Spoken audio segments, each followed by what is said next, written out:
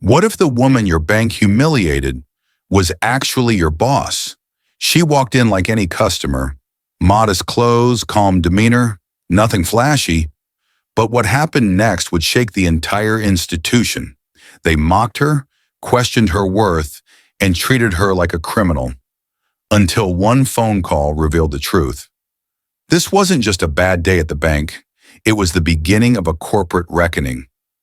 This is the true story of Denise Walker, a former bank teller turned CEO, who went undercover and exposed a culture of systemic discrimination from the inside out. And trust me, you won't believe how it ends. If you believe everyone deserves respect, no matter how they look, like this video, comment dignity always to show your support. Subscribe and turn on the bell so you don't miss the full story. Now, let me tell you what really happened that morning. The revolving doors of the Meridian Financial flagship branch spun slowly as Denise Walker stepped inside. It was 9:03 a.m. on a Thursday. She was dressed in a slate gray tailored pantsuit, her natural hair wrapped neatly in a low bun, and a simple leather handbag tucked over one shoulder. To any onlooker, she appeared to be a modest, well-dressed black woman, professional but unremarkable. No one suspected that she was, in fact, the CEO of the entire institution, here on an anonymous site visit, and certainly not the staff. The moment Denise crossed the polished marble floor and approached the counter, the shift in energy was palpable. Stephanie Langford, the branch manager, 44, sharp blazer, stiletto heels, and the air of someone who had never been told no, watched from her glass office, eyes narrowing slightly. She didn't recognize the woman, and more importantly, she didn't try to. Denise waited calmly at the counter as Brad Turner, a 41-year-old senior banker with a smug demeanor, looked her up and down. His tone was clipped. "Can I help you?"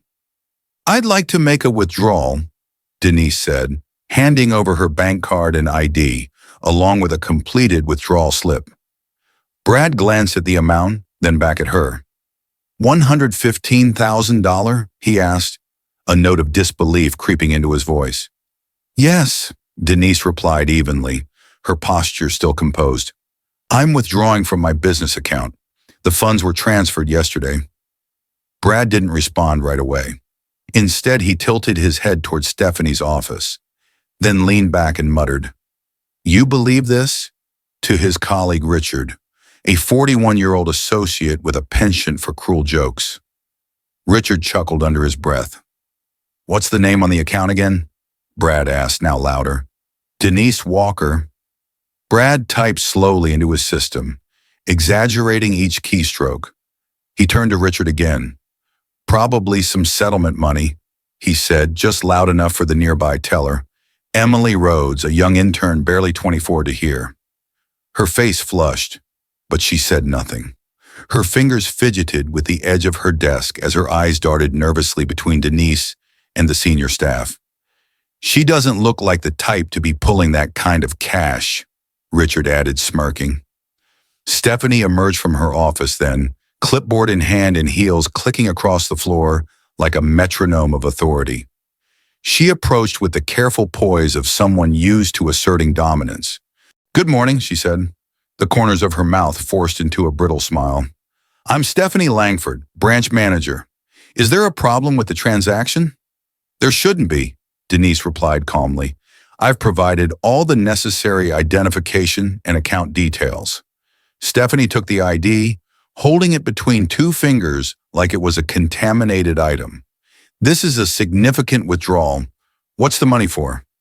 "That's a personal matter," Denise replied, her voice steady but firm. "It's within the daily limit of my account and fully verified." Stephanie didn't move. "We have a responsibility to monitor suspicious activity. This amount in cash, it raises concerns, especially when the account holder isn't well known." Denise blinked. "I've had this account for over 10 years. Stephanie ignored her and turned to Brad. "Check for any flags on the account. Let's also run a verification call." Denise stood in silence as Brad made a big show of logging into additional systems, muttering phrases like, "You never know, and we've had some real creative fraud lately." Richard leaned in again. Maybe she won the lottery. Denise caught Emily glancing at her with something like regret in her eyes, but the young woman said nothing. Kyle Benson, the 26-year-old security guard stationed near the door, shifted on his feet. He had been watching the situation unfold but wasn't sure if or how he was supposed to step in. "I'd like to speak to someone in authority," Denise said quietly, her gaze locked on Stephanie. "You're looking at her," Stephanie said with a short laugh. "This is my branch, and we follow proper protocols here." Denise looked past her to the lobby. Customers were watching now. A man with headphones removed one earbud. A mother with two children scooted them away. The atmosphere had shifted from curiosity to discomfort. Stephanie folded her arms. "Honestly, I'm not even sure where someone like you expects to go walking out with that kind of cash. There's a check cashing place down the block. Maybe that's more your speed." That landed like a slap. Kyle, near the door, visibly flinched. Emily looked down ashamed. Brad just smiled. Denise remained still. She didn't raise her voice. She didn't argue. She didn't have to. Every word, every look, every act of disdain had been seen by staff, by customers, and by the bank's ever-watching security cameras. "I understand," she said finally. "I'll wait." Brad raised an eyebrow. "Wait for what?" Denise reached calmly into her purse and retrieved her phone. "For someone who actually understands what respect looks like." Stephanie rolled her eyes. "Ma'am, I'm going to have to ask you to step aside if you're not going to cooperate." But Denise had already dialed. And across the city in a different office, Victor Alvarez, Vice President of Internal Operations, was about to receive the call that would turn this quiet Thursday morning into a reckoning. Denise Walker had always known how it felt to be underestimated. Long before she walked into the flagship branch of Horizon Bank as an unassuming customer, she had stood behind that same kind of counter, her name tag reading Denise, Teller Trainee. She was 27 years old then, new to the financial world and still learning how to balance a drawer and navigate customer questions without a flicker of hesitation. Back then, she didn't wear the tailored suits or sleek heels that marked corporate power. She wore practical shoes, a wide smile, and the invisible weight of being a young black woman trying to prove she belonged in a space that often acted like she didn't. Born and raised on the south side of Chicago, Denise grew up watching her father, Harold Walker, navigate the world with a quiet dignity. A former federal banking inspector, Harold had exposed more than his share of corruption in his time, never flinching when it came time to stand for what was right, even when it cost him. He taught Denise two unshakable lessons. Dignity isn't optional, and justice isn't something you ask for. It's something you demand with your presence. Those words carried her through a life shaped by resilience. Denise didn't attend Ivy League schools right out of high school. She went to community college while juggling two part-time jobs, then transferred to a state university, finishing her degree while taking care of Harold after his heart surgery. She didn't complain. She calculated. She planned. She built. Her entrance into Horizon Bank was humble. A walk-in interview for a teller trainee program turned into a job offer after she calmly explained a clerical discrepancy in her application, something the hiring manager had missed. That same manager would later recommend her for an accelerated management track. Over the next 2.5 decades, Denise Walker moved through the ranks not with flash, but with undeniable excellence. She worked holidays. She studied late. She volunteered for assignments no one else wanted. She led a failing branch back to profitability in under a year. She implemented fraud prevention protocols that were later adopted company-wide. She even earned her MBA at night while working full-time, graduating near the top of her class. Despite her accomplishments, Denise was never naive about how she was viewed. She watched male colleagues, many younger, far less qualified, be fast-tracked to positions she had to fight tooth and nail for. She heard the whispered jokes when she became the first Black woman to head regional operations. Diversity hire, some said under their breath. But she didn't respond to those comments. She responded with results. It was during the third quarter of the previous fiscal year that Horizon Bank's long-standing CEO, Robert Greaves, announced his retirement. The boardroom quickly turned into a battlefield of backdoor conversations, alliances, and unspoken prejudice. Denise was the obvious successor. She had overseen a 38% regional growth rate over 5 years, navigated 2 acquisition integrations flawlessly, and maintained the highest employee satisfaction scores across all divisions. Yet whispers floated behind closed doors. Phrases like cultural fit, market optics, and legacy clientele were tossed around as veiled reasons to doubt her candidacy. A few board members even voiced concerns in private about how traditional clients might respond to a Black woman as the face of the institution. Still, Denise showed up. At every board meeting, every strategy session, every investor call, she was there with her data, her projections, her calm authority. Eventually, the truth became inescapable. No one was more qualified. The final vote came after a tense 5-hour session, and Denise Walker was named CEO, making her the first Black woman to lead one of the top 10 national banking institutions. She didn't celebrate with champagne or press interviews. She returned to her office, closed the door, and sat in silence for 10 full minutes. Then she picked up the phone and called Harold. "They voted," she said simply. There was a pause, and then her father's deep, gravelly voice replied, "And?" "They said yes." He didn't shout, didn't cheer, just said, "Then it's time." In her first public address as CEO, Denise stood behind a podium with the Horizon Bank logo etched in glass behind her. Her tone was steady, her message clear. We are in the business of trust, and trust cannot exist without respect. Every customer, every employee, every community we serve deserves to be treated with dignity, no exceptions. Behind the scenes, though, Denise had already begun reviewing internal reports that made her stomach turn. While overall customer satisfaction ratings remained high, disaggregated data showed glaring inconsistencies. Customers of color were more likely to close their accounts within 18 months. Minority applicants for small business loans were denied at twice the rate of white applicants with comparable profiles. Branches in majority Black and Latino neighborhoods had the lowest employee retention and highest complaint rates. One particular branch, downtown Savannah, stood out like a blinking red light. Denise didn't want PR strategies or spin. She wanted the truth. So she devised a plan. Without alerting even her closest executive team, she arranged to test the system herself. With Harold's old bank inspector instincts in the back of her mind, she created a simple experiment. Walk into the most problematic branch as a regular customer and attempt a basic transaction.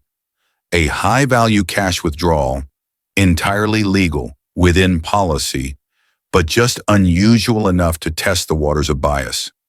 That's how, on a humid Thursday morning, Denise Walker, dressed in a navy blue cardigan, flats, and a weathered purse, stepped through the glass doors of the flagship Horizon Bank branch in Savannah.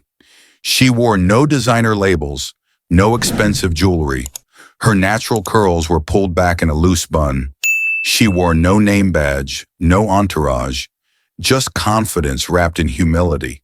And she was met not with service, but suspicion. The branch manager, Stephanie Langford, barely disguised her contempt. She dismissed Denise's transaction with a fake smile and subtle sneer. Brad Turner, a middle manager with a history of complaints buried in HR files, cracked a joke about those types withdrawing that kind of money. Another staff member, Richard, actually smirked while scanning her ID like he expected it to be fake. They didn't recognize her. Not her name, not her authority, not her power. They only saw a black woman who, in their eyes, didn't belong in a space associated with wealth, status, and control. They were wrong. Denise didn't flinch, didn't raise her voice. She simply stood there enduring the humiliation with the kind of quiet strength only someone who has lived through worse can wield. She watched the staff react to her as if she were a threat, a fraud, an intruder. Every word, every sneer, every dismissive glance. They were confirming everything she suspected. Emily Rhodes, the young intern behind the counter, looked down at her keyboard, shame written across her face. Kyle, the newly hired security guard, lingered near the lobby, uncertain whether to step in or stay silent. Denise didn't need to make a scene, because this wasn't just about her. This was about every client who had been turned away without explanation, every entrepreneur whose loan had been denied with no clear reason, every elder whose questions were met with condescension rather than compassion. This was about the people who had walked through those same doors and left feeling small, unworthy, unseen. Denise had lived that reality, but now she was the one in charge, and the reckoning had just begun. For the third consecutive week, Denise Walker sat quietly inside the downtown branch of Westbridge Financial, dressed in plain slacks, a muted navy blouse, and a brown leather tote, intentionally modest and unbranded. She looked like any other middle-aged woman running errands on her lunch break. But Denise wasn't just any woman. She was the recently appointed CEO of the company. This wasn't a PR stunt. It wasn't about optics. It was personal. In the months following her promotion, Denise had begun noticing subtle warning signs, spikes in customer complaints from certain branches, exit interviews citing feelings of alienation, and a worrying pattern buried deep in survey data. The most telling clue came from demographic breakdowns. Satisfaction among white clients remained high, while minority clients, especially Black and Hispanic, reported delays, cold attitudes, and service that felt suspiciously second class. Denise remembered the words of her father, Harold Walker, when she first earned her place in upper management. Don't rely on reports. Reports are polished. If you want the truth, you put on your shoes and walk into it. So she did. Her investigation began quietly. No entourage, no cameras, just Denise, her notebook, and the unshakable instinct that something beneath the surface had begun to rot. The downtown branch, flagship of the entire network, was her starting point. From the moment she walked in that morning, she was greeted with indifference. While a white man in a suit was ushered to a private desk by a smiling associate, Denise was asked curtly to wait. She complied without protest, watching with trained eyes as the pattern repeated itself. An older Black woman, who walked in just after her, was told to come back with 2 forms of ID, even though the transaction she requested was routine. Meanwhile, a younger white woman making a similar request was told, "No problem, I can help with that," and waved forward with a smile. Brad Turner, a mid-level associate known internally for being edgy, watched Denise from behind his desk. He nudged his colleague Stephanie Langford, the branch manager, and muttered something she didn't catch. But she did catch the smirk. Denise watched him rise and lean against the customer service counter with a casual arrogance, engaging loudly with a young white client as if to put on a show. Stephanie stood nearby, arms folded, eyes flicking dismissively toward Denise before refocusing on her computer. She hadn't greeted Denise, hadn't offered help, hadn't even looked her in the eye. Not once. Emily Rhodes, a fresh-faced intern, had noticed it too. From behind the teller line, she shifted uncomfortably. She had seen how Brad's tone changed depending on who was in front of him. She'd caught Stephanie rolling her eyes more than once when elderly Black or Latino clients approached the counter. Emily hadn't spoken up. Not yet, but the unease in her gut grew every shift. Today it reached a peak. At 11:32 a.m., Denise approached the desk. She requested a printout of her account history and an explanation for why an automatic payment hadn't cleared. Brad responded with a shrug. "I'm not sure what account you're even referring to," he said, tone sharp. "You'll need to provide multiple IDs if you're asking for that kind of detail." Stephanie joined moments later. "What's the issue?" she asked, eyes narrowed. "She says she has a concern about a payment," Brad replied, still looking at the screen. "But I'm not finding anything under the name she gave me." Denise calmly placed her debit card and ID on the desk. "It's a business account. Should be listed under Denise Walker." Stephanie looked at the card, then at Denise, her expression unreadable. "Are you with the business or just a signer on the account?" she asked. "I'm the owner," Denise replied.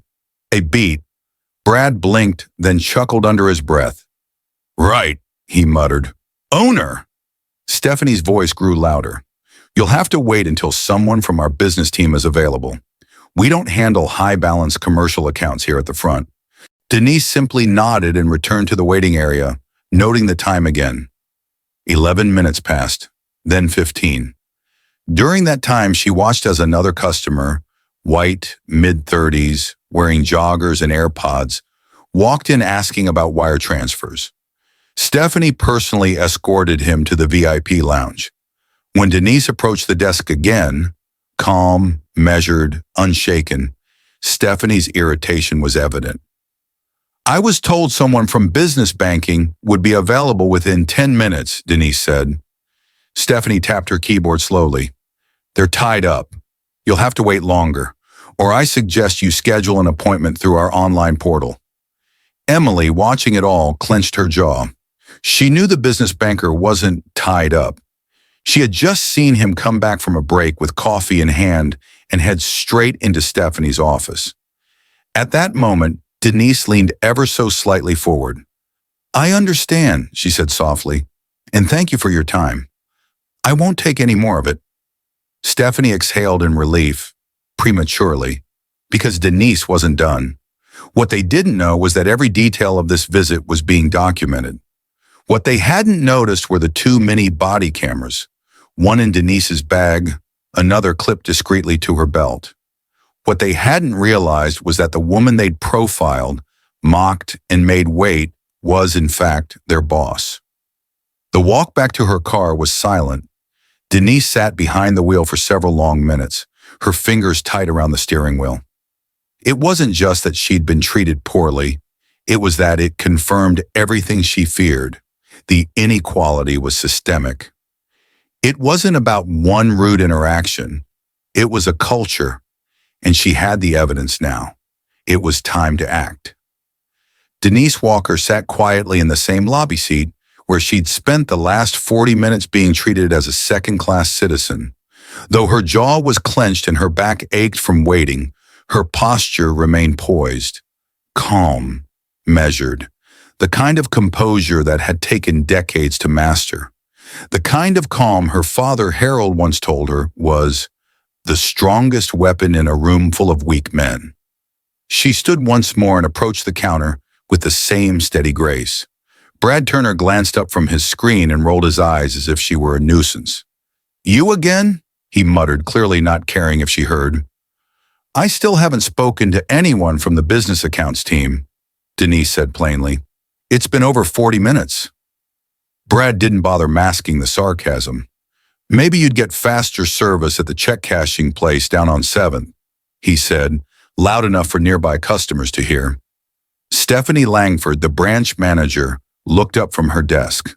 She rose slowly and walked over, her heels clicking on the marble floor like punctuation marks. "Ma'am," she said with a tight smile, "we're doing the best we can, but honestly, $115,000 in cash?" She gave a theatrical shrug. "It's just not something we can process without proper verification. You understand, right?" Denise met her eyes. "I provided ID, debit card, account number. business license registration. What more would you like? Stephanie's voice took on a tone of sweet condescension. We've had incidents in the past, and with sums like that, well, you don't exactly match the profile of our premium clientele. The implication landed like a slap. Denise noticed the satisfied smirk playing at the corners of Brad's mouth, the way Richard, another staffer, turned to whisper something under his breath to a nearby teller. The whole room was complicit in the silent joke, and Denise was the punchline. She didn't blink. Behind the counter, Emily Rhodes watched it unfold with growing unease. Her hands hovered nervously over her keyboard. She had been at this job less than 3 months, and already the disconnect between her training and reality was apparent. The diversity videos, the ethical pledges, they hadn't prepared her for this. Denise calmly reached into her leather tote and pulled out her phone. Stephanie's eyebrows lifted. Recording is prohibited on the premises, she snapped. I'm not recording, Denise said. I'm making a call. Who are you calling? Brad asked with a smirk. Your lawyer? Denise's gaze didn't waver. Something like that. As the line rang, Stephanie leaned in and added under her breath, people like you should really know their place. Denise's mouth twitched, not into a smile but something colder. I do know my place, she replied quietly, and very soon, so will you. Click. The call connected. Diane? It's Denise. There was a pause on the line, a beat of silence filled with more power than any raised voice. Across the lobby, Kyle Benson, the 26-year-old security guard, stood near the doorway, observing. His job, up to this point, had mostly consisted of holding doors and politely redirecting customers to the right desks. Now he stood torn between what he was witnessing and the orders he might receive. His gut told him something wasn't right. Back at the counter, Stephanie scoffed. I don't know who you think you're trying to intimidate, she said, loud enough for everyone to hear. Calling some friend on your lunch break won't change the fact that this isn't a place for... She stopped short, her own prejudice catching in her throat. Finish that sentence, Denise said softly. Stephanie's lips pressed into a thin line. She didn't. Denise turned slightly, lifting her voice as she addressed the phone again. Yes, I'm at the downtown branch. No, they're refusing the withdrawal. Yes, I've provided all required documentation. Exactly, I'll remain here. I suggest you pull the security feed. Brad turned to Stephanie, a flicker of uncertainty behind his smugness. Who the hell is she talking to? He whispered. Stephanie shook her head. Doesn't matter, she's bluffing. People like her always are. At that moment, Emily dropped her pen. It clattered onto the floor, the noise making her jump. She bent down to retrieve it, hoping no one could see the expression on her face. Shame, confusion, and a growing knot of dread. Richard approached from the side and added, We've seen this act before. Fake accounts. Claims they're business owners. But it's always fraud. We're just doing our jobs. But they weren't. Not really. Denise ended her call and placed her phone neatly back into her bag. She said nothing more. She didn't need to, because less than 10 minutes later, the lobby's atmosphere shifted. It started with whispers from the receptionist desk, then the soft ding of the elevator. A voice on someone's headset crackled. Sir, she's still here. Victor Alvarez, Vice President of Internal Operations, was already in the building. Brad saw him first and paled. Stephanie followed his gaze, her face draining of color. And Denise? Denise didn't move.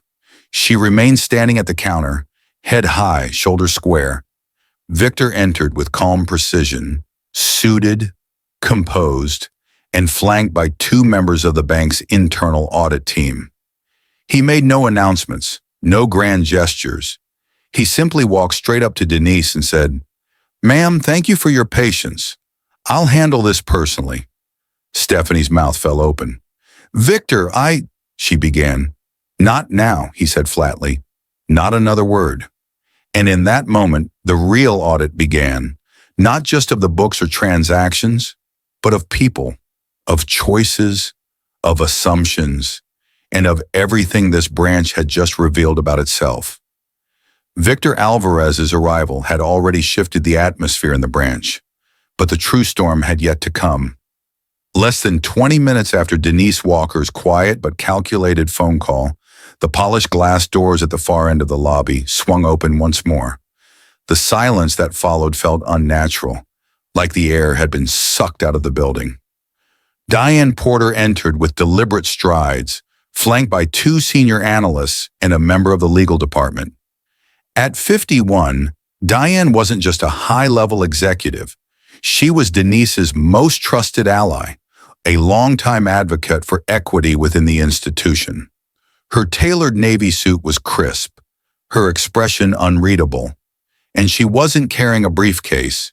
She was carrying evidence. She didn't greet anyone. Instead, she marched straight to the reception desk, requested a conference room, and turned to Victor with a nod. "You'll want to see this now." Victor gestured toward Stephanie Langford. "You, Brad, Richard, bring yourselves now." Stephanie, who had spent the last hour alternating between defensive denial and false smiles, went visibly pale. Brad hesitated, casting a nervous glance toward the exit. Richard, caught off guard while mocking a Hispanic customer just minutes earlier, swallowed hard and followed in silence. Emily Rhodes didn't move from behind the counter. Her knuckles were white around a pen she hadn't used in 20 minutes. Kyle, the security guard, remained by the door, his posture stiff. In the upstairs conference room, blinds were drawn. A large monitor had already been connected to Diane's tablet. The legal counsel from corporate, a no-nonsense woman named Andrea Mitchell, stood with a notepad in one hand and her phone already buzzing with press inquiries. Diane pressed play. Security footage filled the screen. The first clip showed a white man in a designer suit entering the branch. Before he reached the teller line, Stephanie herself walked up, shaking his hand, laughing at some pleasantry.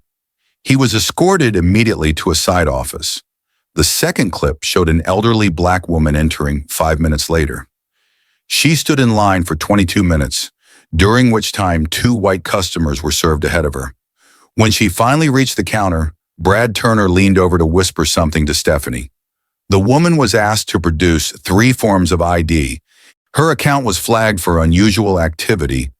She walked out without receiving assistance. Then came the real footage, the one that mattered most.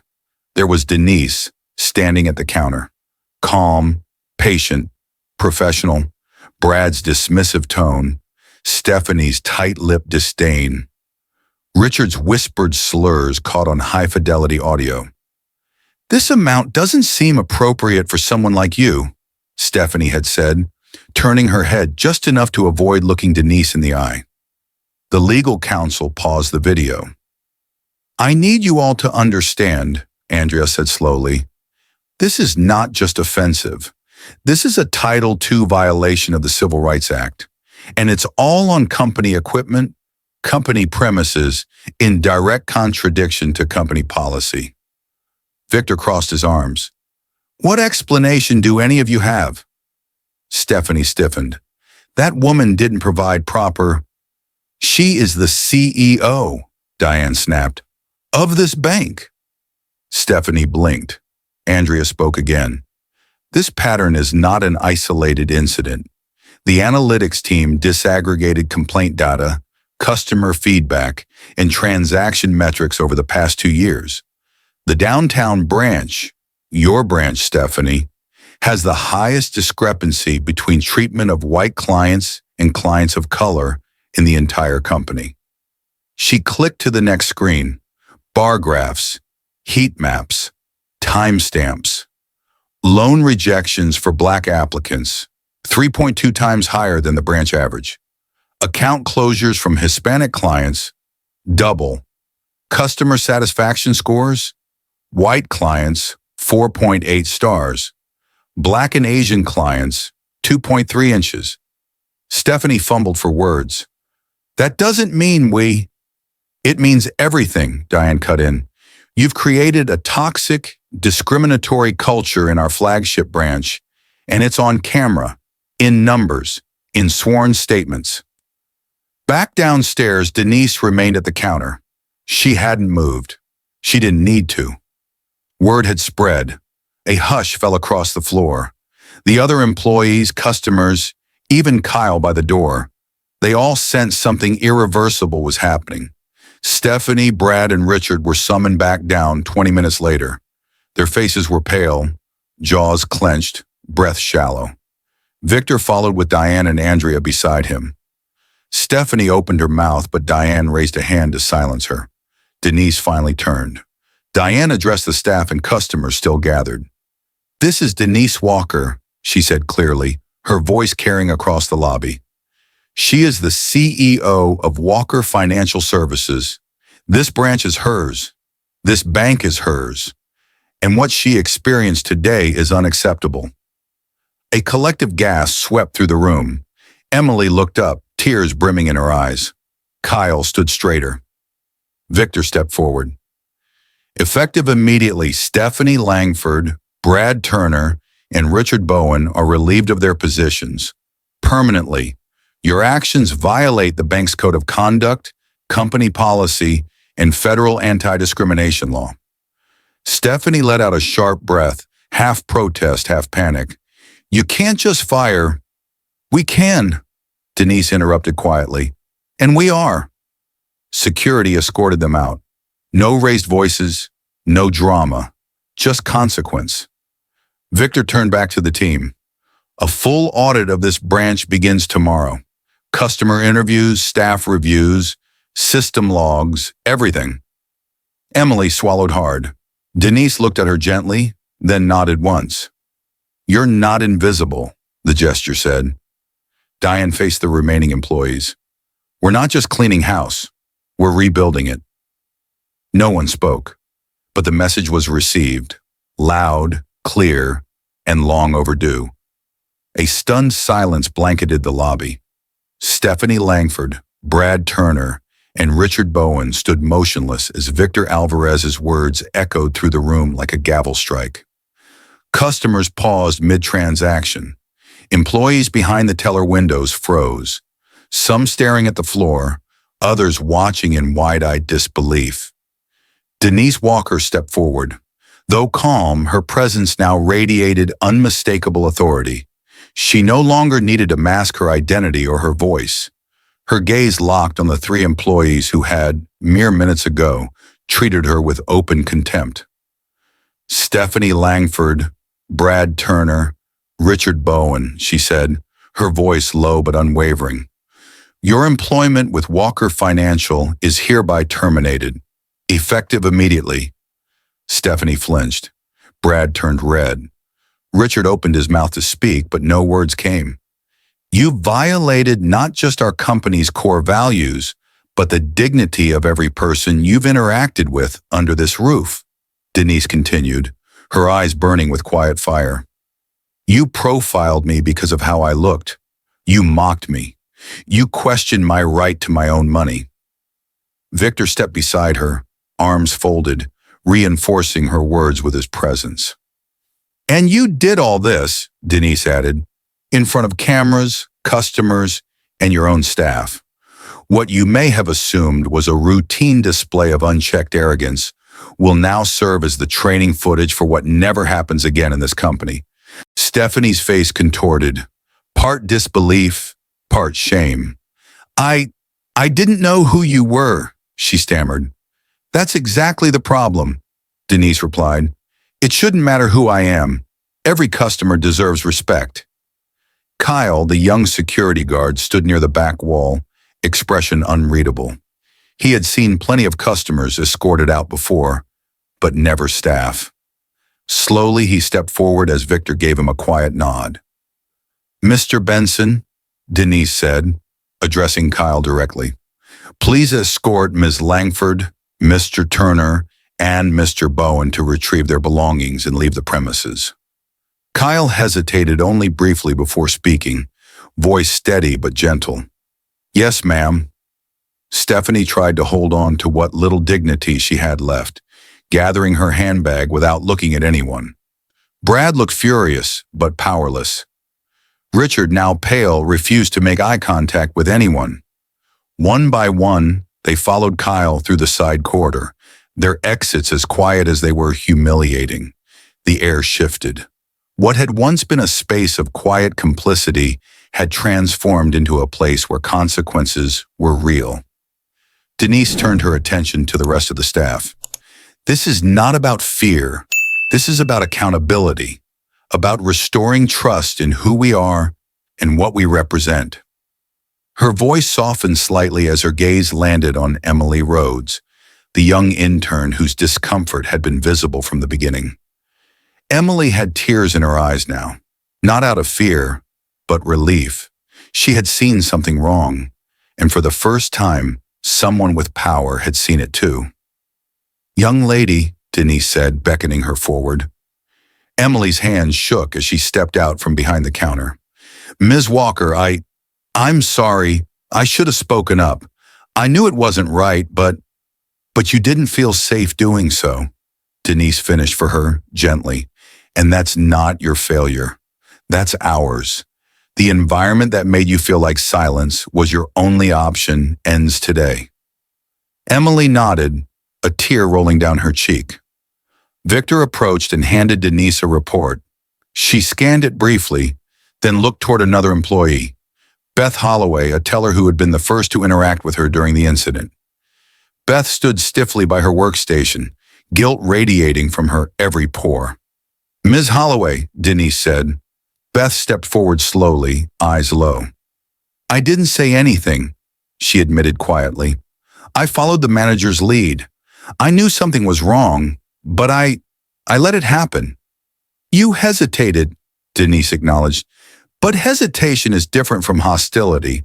I reviewed the footage. You weren't cruel, but you were complicit, and that matters." Beth braced herself. "You will not be terminated," Denise continued, "but you will undergo a disciplinary review. You'll complete a 6-week cultural sensitivity and anti-bias training program.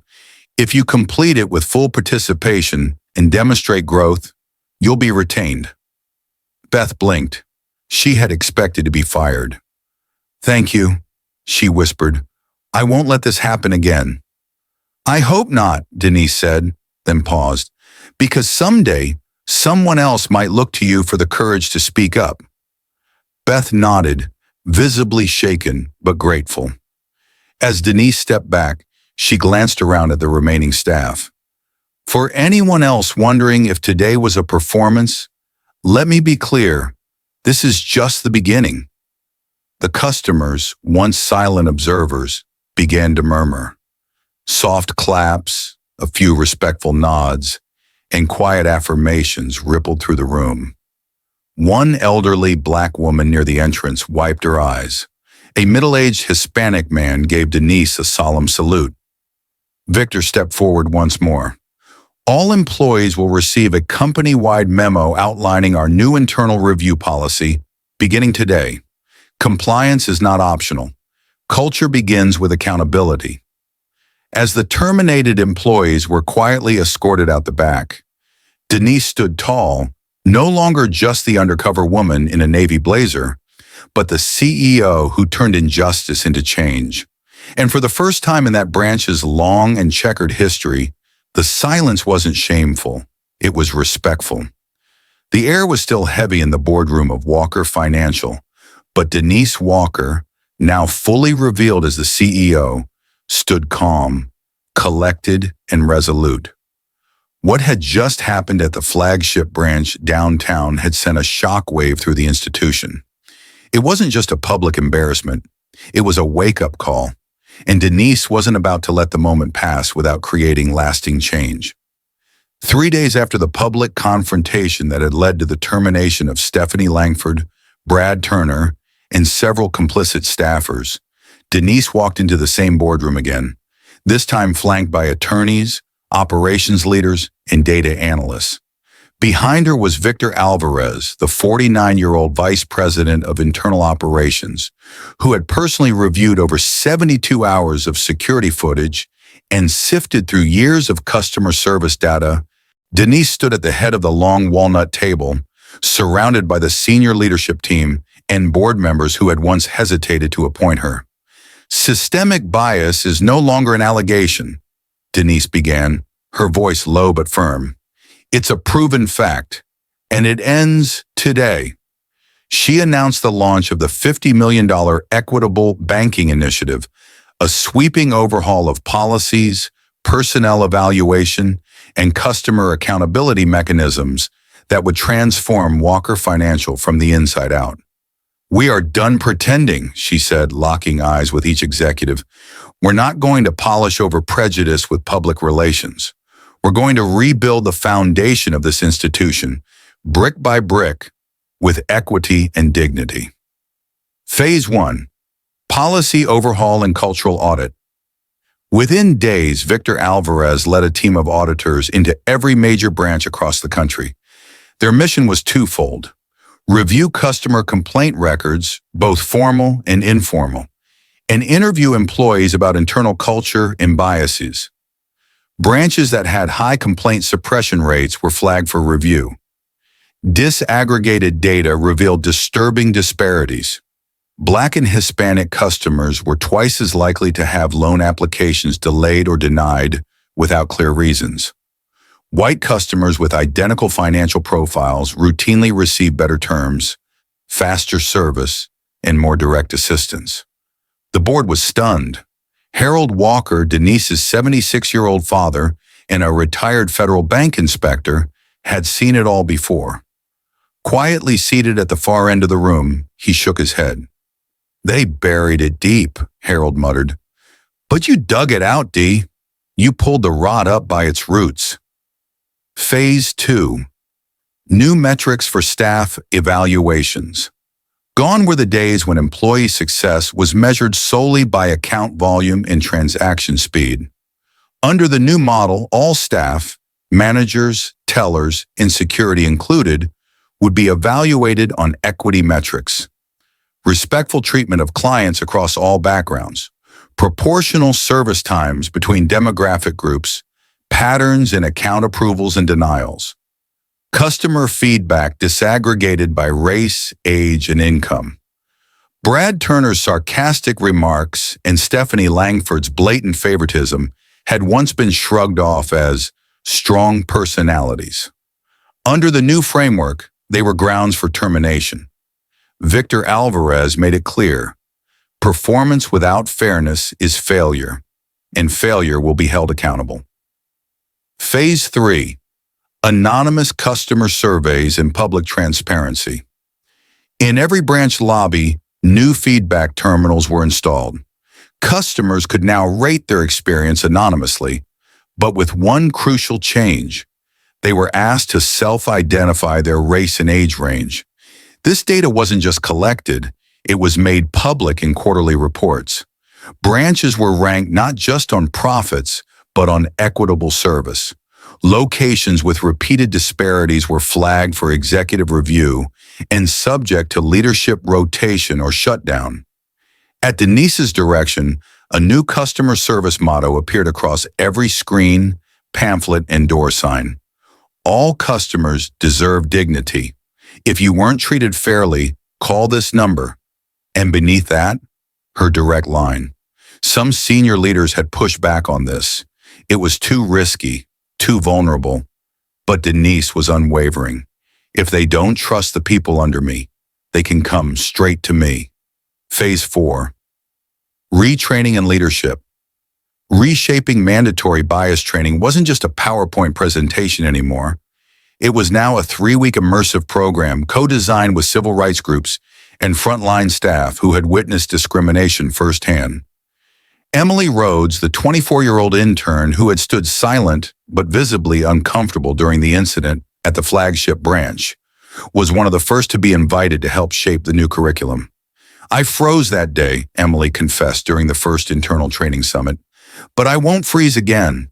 She later became the face of the Speak Up initiative, an internal campaign encouraging employees at every level to report discrimination, even if it came from supervisors. Phase 5. structural signage, and physical reminders. Every branch was ordered to post large, non-negotiable signage in both English and Spanish at every point of contact. This institution does not tolerate discrimination. Every customer has the right to equal service, free from judgment or bias. Underneath was a QR code linking directly to the Equity Accountability Portal, where customers could upload video, submit complaints, and request direct reviews by Denise's appointed equity office. The national media took notice. From the Wall Street Journal to CNN, headlines read, "Black CEO turns moment of discrimination into blueprint for corporate reform." Communities that had once walked away from Walker Financial in frustration began cautiously returning. Nonprofits and minority-owned businesses began opening accounts again. Denise herself received thousands of letters, many handwritten, from customers of color who had once felt invisible. 6 weeks after the reforms were announced, Denise Walker stood before her entire senior leadership team. Her voice was steady, but the emotion was clear. You can't fix history overnight, but you can fix the future. This, what we're doing, is how you start. The board rose in a rare standing ovation. Harold Walker, seated in the front row, looked at his daughter with eyes full of pride. The bank had changed. The country had noticed. And Denise Walker, once a teller trainee, had become not only a CEO, but a symbol of what corporate leadership should look like. In a world where titles, power, and wealth are too often used as shields or weapons, the story of Denise Walker reminds us of something far more valuable. Dignity begins with how we treat each other when we think no one is watching. Denise, a Black woman and CEO who chose to go undercover, did not simply expose workplace discrimination. She exposed an entire culture built on assumptions, prejudice, and quiet complicity. She didn't yell. She didn't threaten. She stood with calm strength in the face of disrespect. And when the truth came out, it didn't just change a few people, it transformed an institution. The lesson here goes beyond banks, beyond corporations. This is about everyday choices. It's about how we treat the customer who looks different, the coworker with an accent, the elderly neighbor we overlook. Prejudice often doesn't scream. It whispers. It shows up in who we choose to serve first, who we ignore, and who we assume doesn't belong. But as Denise Walker taught us, the smallest act of dignity can reveal the deepest truths and change the biggest systems. This story is also a powerful reminder for leaders at every level. Your policies are only as good as the culture beneath them. Equity isn't a slogan, it's accountability in action. And for the rest of us, silence is no longer neutral. Like Emily Rhodes, the young intern in the story, many of us have seen unfairness and stayed quiet. But growth begins the moment we choose to speak up, even quietly, even uncomfortably. If this story moved you, if it challenged you, or if it reminded you that fairness should never depend on how someone looks, then don't let it stop here. Like this video to show your support for change. Comment "Respect First" below to add your voice. Subscribe and turn on notifications so you never miss another story that inspires action and challenges injustice. Together, we can build a world where dignity isn't a privilege. It's the standard.